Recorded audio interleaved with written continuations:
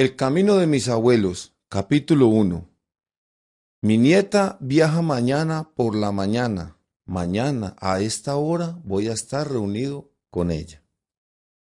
Me llamo Evaristo, nací en un pueblo de Santander. Las calles de mi pueblo eran rectas, estrechas, empedradas y estaban divididas en calles y carreras. Las carreras corrían de sur a norte y las calles de oriente a occidente. En el centro del pueblo estaba el parque.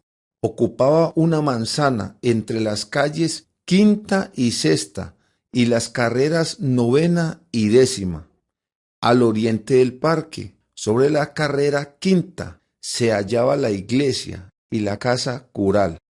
Por el costado norte, en la calle décima, se encontraba la alcaldía y la estación de policía. En el costado occidental estaba la plaza de mercado y en el otro costado había tiendas y almacenes. La prolongación de la carrera quinta hacia el sur se convertía en la carretera a Bogotá y hacia el norte en la carretera a Bucaramanga.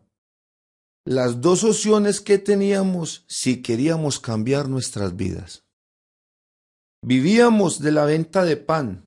Teníamos una panadería. Mi papá, mi mamá, mi hermana y yo.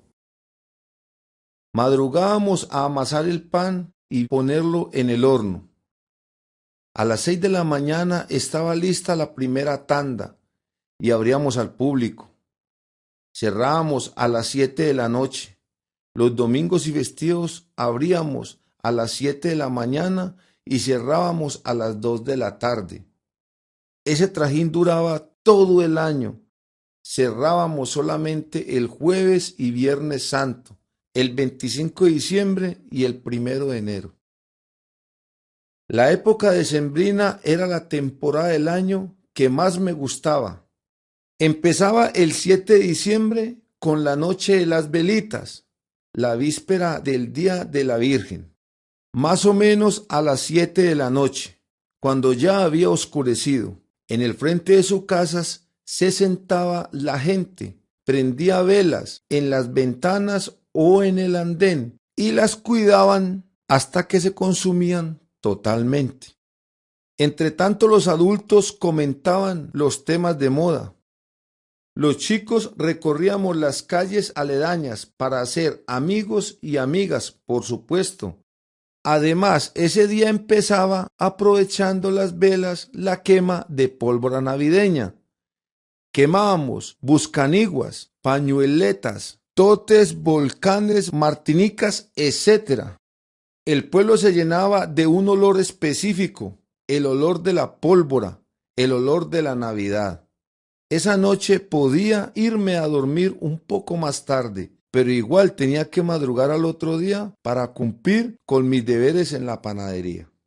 Afortunadamente, el día siguiente era festivo y podía levantarme un poquito más tarde. Además, podía hacer una siesta más larga porque cerrábamos la panadería más temprano. El siguiente momento notorio de la temporada era el 16 de diciembre. Ese día se iniciaba la novena de aguinaldos. El día anterior decorábamos el árbol de Navidad. Para eso íbamos a las afueras del pueblo y cortábamos una rama de un árbol cualquiera. La rama puesta de pie parecía un árbol pequeño.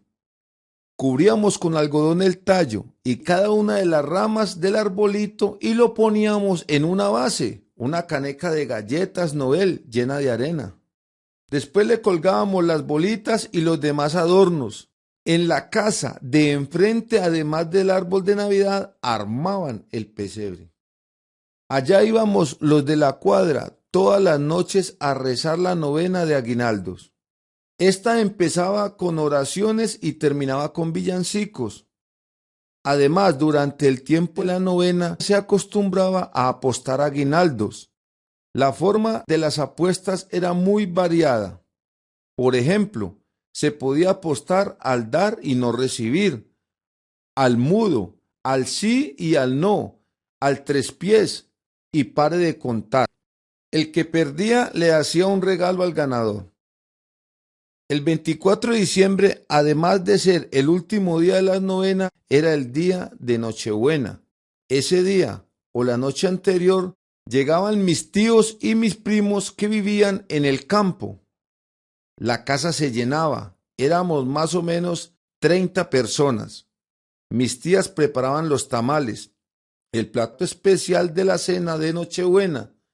Mi papá con mis tíos se quedaban en la panadería. Mi hermana se encerraba con las primas a comadrear y yo con mis primos nos íbamos a dar vueltas por el pueblo. Ellos se asombraban de todas las cosas que se podía conseguir en el pueblo y yo en cambio anhelaba las aventuras de la vida del campo que ellos me contaban. La preparación de los tamales era un trabajo muy dispendioso. Por eso mi mamá empezaba a preparar los ingredientes unos días antes. Así, cuando llegaban mis tías, ya estaban listos. Entonces, ellas preparaban un hogo con cebolla, ajo, comino y manteca de cerdo. Después mezclaban el hogo con la harina de maíz y lo ponían a cocer a fuego lento hasta que adquiría una consistencia semidura. Luego extendían la masa y en porciones le agregaban los otros ingredientes: costilla de res, tocino, garbanzos y para terminar los envolvían en hojas de plátano. Los amarraban con cabuya y los ponían a cocinar al baño María. Los tamales se cocinaban durante 6 horas en un fogón de leña que se armaba en el centro del patio. Al fondo, debajo del guayabo, estaba la tinaja con la chicha que mi mamá preparaba para la ocasión. Después de deambular por el pueblo, regresábamos a la casa, más o menos a las 11 de la noche. A esa hora empezaban a servir la cena. La cena era frugal: tamal, pan, queso y chocolate. No nos sentábamos todos a la mesa de una vez. Comíamos por turnos sin ningún criterio definido. El que terminaba se levantaba y le dejaba el puesto al siguiente. Así hasta que cenábamos todos. Algunos cenaban en la cocina o en el patio. Terminada la cena, los pequeños corríamos a la calle a echar pólvora o a ver echar pólvora. Algunas de mis tías y tíos se alistaban para ir a la misa del gallo. Los demás se quedaban en el patio o en el comedor hablando de los temas más diversos. Cuando regresaban de la misa, nos sentábamos alrededor del fogón y nos poníamos a contar cuentos y a cantar. Por turnos, alguien acompañaba con la guitarra. En nuestra casa y en la de mis tíos siempre había habido una guitarra. Terminado el repertorio, ¿cómo podíamos? Nos repartíamos en las 4 habitaciones y nos íbamos a dormir. Por la mañana, cuando nos levantábamos, ya nos estaban esperando los regalos del niño Dios. Mientras los niños nos poníamos a jugar con los nuevos juguetes, los mayores se dedicaban a preparar el almuerzo. Almorzábamos alrededor de las 2 de la tarde. El fuerte era la pepitoria, plato tradicional en nuestra región, hecho de cabro. Los grandes la acompañaban con chicha, los pequeños con limonada. Después del almuerzo, mis tíos con algunos de los primos regresaban al campo. Con los otros primos que se quedaban, íbamos a la cascada a nadar casi todos los días durante la siguiente semana. Por las noches hacíamos demostraciones de nuestros avances con la guitarra. La Nochevieja era como la repetición de la Nochebuena. Mis tíos y los primos que estaban en el campo llegaban el 31 y se volvía a repetir la ceremonia de la semana anterior, con la diferencia de que cenábamos después de las 12 de la noche. Después de la partida del año, nos deseábamos mutuamente un feliz año nuevo y empezábamos la cena. Algunos de mis tíos, antes de irse a dormir, echaban un huevo crudo en un vaso de agua, dizque para saber qué les iba a deparar el año que empezaba. El 1 de enero, después de leer lo que los huevos pronosticaban y desayunar, hacíamos el famoso paseo de Año Nuevo. Era un paseo al río. Tan pronto llegábamos, hacíamos una fogata y poníamos a calentar agua en una olla inmensa. Después, grandes y chicos, nos dividíamos en 2 equipos y armábamos una cancha de tejo y nos poníamos a jugar. Después del juego nos metíamos al río a bañarnos. Mientras tanto, las mujeres preparaban el almuerzo. Cuando el sancocho estaba listo, salíamos del agua y almorzábamos. Después los mayores hacían una pequeña siesta y los demás jugábamos al escondite. Luego, todos nos zambullíamos nuevamente en el río, apagábamos la fogata, lavábamos los platos y regresábamos a la casa. Al día siguiente cada uno regresaba a su terruño. Algo del ambiente festivo se mantenía hasta el 6 de enero, el día de los Reyes Magos. Ese día quitábamos la decoración navideña y en la panadería empezaba su rutina. La rutina tenía una breve pausa en Semana Santa. A pesar de los días libres, a mí no me gustaba mucho. No se podía hacer prácticamente nada porque todo era pecado. Afortunadamente, con la Semana Santa también empezaba el invierno, es decir, la época de lluvias, y con las lluvias empezaban a salir las hormigas culonas. Para mí empezaba uno de mis mejores pasatiempos, salir con mis amigos a coger hormigas. Las cogíamos, les quitábamos la cabeza, las patas y las alas. Luego las poníamos a fritar. Deliciosas. A mediados del año se celebraban las ferias y fiestas patronales del pueblo. Entonces mi papá nos llevaba a mi hermana y a mí a ver las novedades en la plaza del mercado y en el parque central. A mi papá también le gustaba mucho esa época del año porque llegaban al pueblo los amigos de la juventud. Mi papá tenía un poco más de 30 años, pero para mí ya era viejo.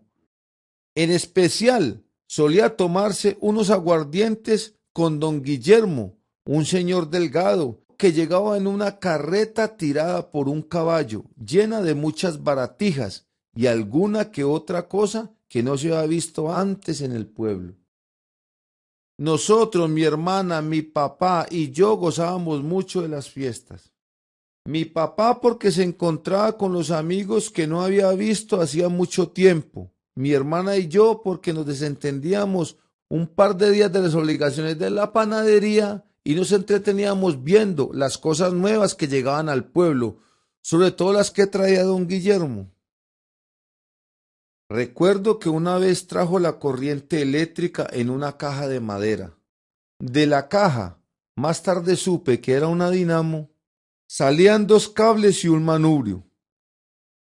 Recorrió el parque anunciando el nuevo artefacto. La gente se arremolinó a su alrededor. Para probar el aparato había que pagar 10 centavos.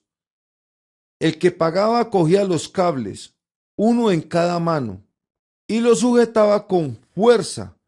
Por su parte, don Guillermo empezaba a darle vueltas al manubrio. A medida que aumentaban las vueltas, se sentía en los brazos un cosquilleo que se iba transformando en una sensación insoportable. Si alguien aguantaba más de 25 vueltas, le devolvían los 10 centavos y si aguantaba más de 50 vueltas, se ganaba un peso. Nadie se lo ganó, yo tampoco, pero se me despertó el interés por conocer los secretos de la electricidad. En cambio, en esas ferias mi hermana se entusiasmó con unos utensilios de costura. Lucía ya debe estar subiendo al bus. Ya falta poco para que nos volvamos a encontrar. Tengo que contarle tantas cosas. Su interés por la costura lo convirtió en acción y consiguió hacerse ayudante de la modista del pueblo. Con ella aprendió los rudimentos de la modistería. En cambio, mi entusiasmo por la técnica fue flor de un día. No solamente no realicé mi propósito de ser electricista, sino que cada vez atendía menos los deberes del colegio. Estaba obsesionado con la música. Quería ser el rey de la guitarra. Por eso no aprobé segundo bachillerato. Tenía 14 años y no quise seguir estudiando. A finales de ese mismo año, mi hermana se casó con un hijo de la modista y se fue a vivir a Bucaramanga. Como no quería estudiar y mi hermana ya no estaba, la panadería quedó a mi cargo. Tenía que atenderla todo el día, todos los días. Ese era el castigo por no querer estudiar y su ejecución los primeros meses fue rigorosa. Mi único consuelo era la guitarra. El rigor fue cediendo con el tiempo. Primero me dieron permiso para salir de la casa después de cerrar la panadería. Eso sí, tenía que volver a la casa antes de las 9 de la noche. Después me dieron libre el domingo. Como no tenía que trabajar el domingo, los sábados podía llegar a la casa más tarde. Uno de esos sábados, unos músicos necesitaron una guitarra. Me pidieron el favor. Yo les dije que no se la prestaba, que si querían, tocaban con ellos. Ellos eran 3 y todos mayores. Mi propuesta les pareció una insolencia, pero ya no tenían tiempo para buscar otra solución. Aceptaron a regañadientes. Afortunadamente la serenata salió bien y los músicos quedaron contentos conmigo.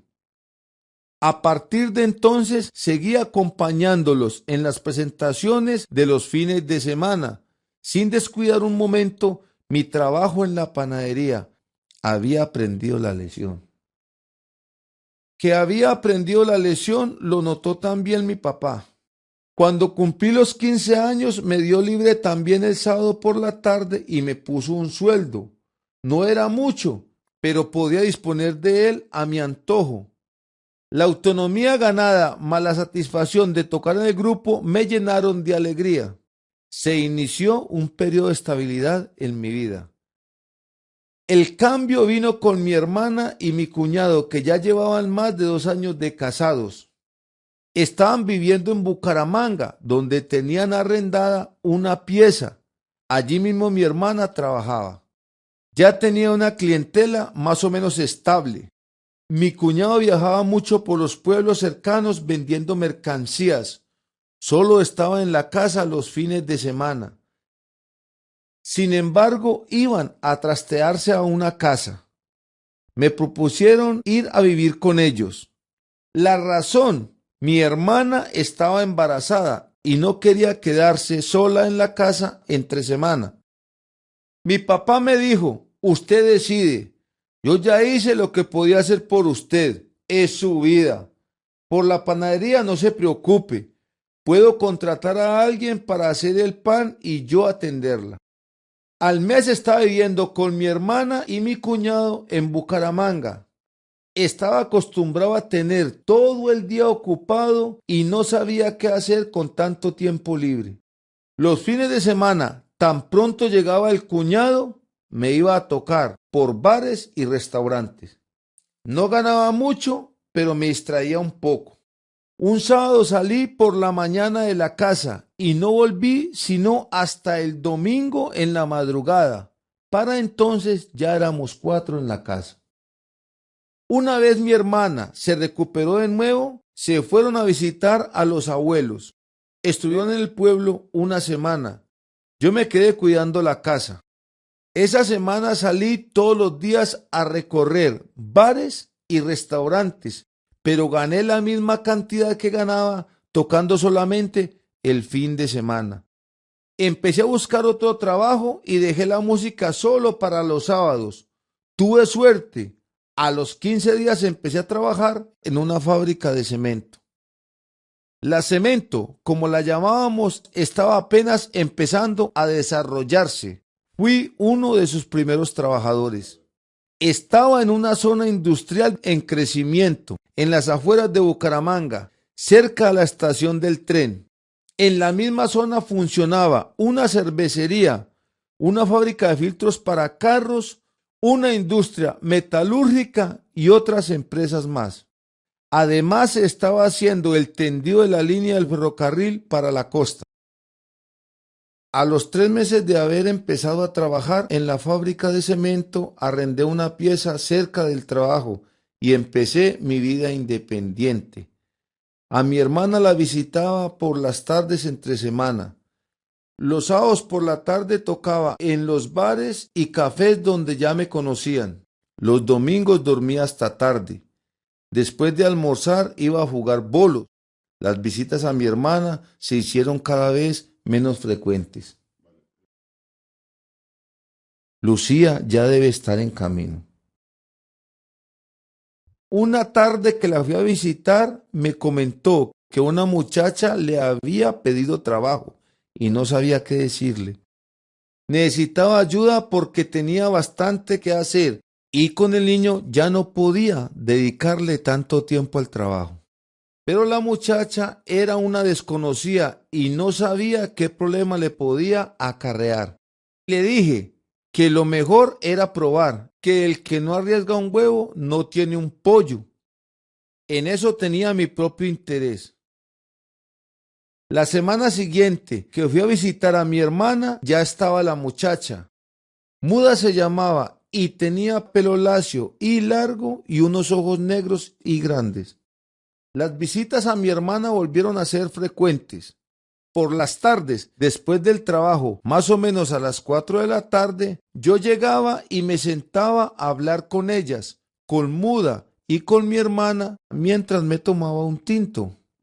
Después iba a un curso de capacitación nocturno y volvía a la pieza que alquilaba en un barrio cerca a la cementera. Mi hermana me invitó a comer empanadas para celebrar que había terminado mi curso de capacitación. Mientras mi hermana estaba en la cocina haciendo las empanadas y yo me tomaba el tinto, Muda me contó su historia.